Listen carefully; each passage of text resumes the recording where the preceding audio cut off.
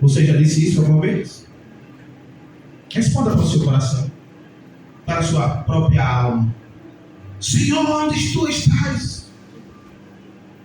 Já contei que fui em um funeral de alguém que morrera em um acidente de moto, e ao chegar para fazer o ato fúnebre, a mãe puxava o meu paletó e dizia: reverendo, reverendo, aonde estava Deus nessa hora? Aonde estava Deus que deixou que meu filho morresse?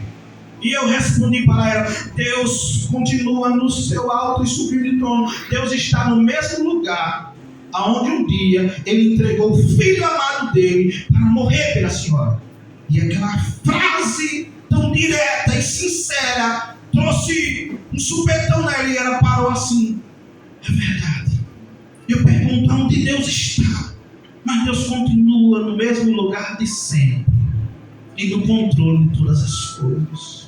O Salmo 139 responde: você não pode perceber a presença de Deus, mas nunca está fora da presença de Deus. Deus está presente nas trevas, meus irmãos. Se eu digo com efeito, as trevas me encobrirão, ainda assim a noite será ao redor de mim. Que palavra para quem atravessa uma noite espiritual. Talvez alguém esteja vivendo uma noite de enfermidade, de luto, de desemprego, de crise familiar, de solidão, de ansiedade, de perseguição, de incerteza. A noite pode esconder você dos homens, mas não pode esconder você de Deus. Spurgeon, ao comentar o Salmo 139, destaca justamente a grandeza do Salmo, a onisciência e a onipresença de Deus, mostrando que nenhuma escuridão pode esconder o homem do olhar divino.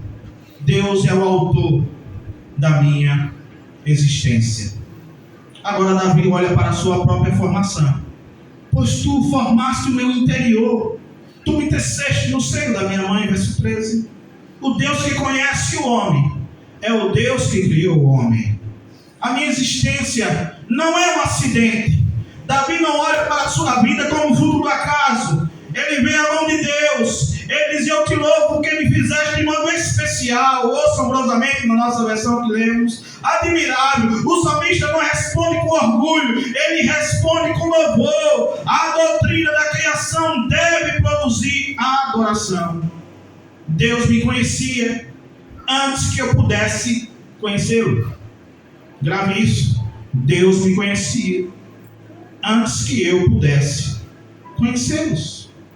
Os teus olhos me viram ainda a substância, ainda informe, antes de Davi falar, antes de Davi andar, antes de Davi escolher pecar.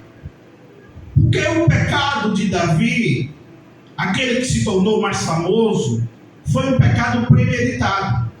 No dia em que todos foram para a guerra, Davi ficou no seu palácio, e Davi, ao avistar aquela mulher, ele premeditou cada passo, manda os soldados trazê-las, depois tem o relacionamento com ela, depois que ela engravida, ele planeja o próximo passo, porque um abismo sempre chama outro abismo, um pecado sempre chama outro pecado. Então ele comete o pecado do adultério, mas não se conforma apenas com o adultério, agora ele vai planejar o assassinato do marido daquela mulher. Mas Deus já o conhecia.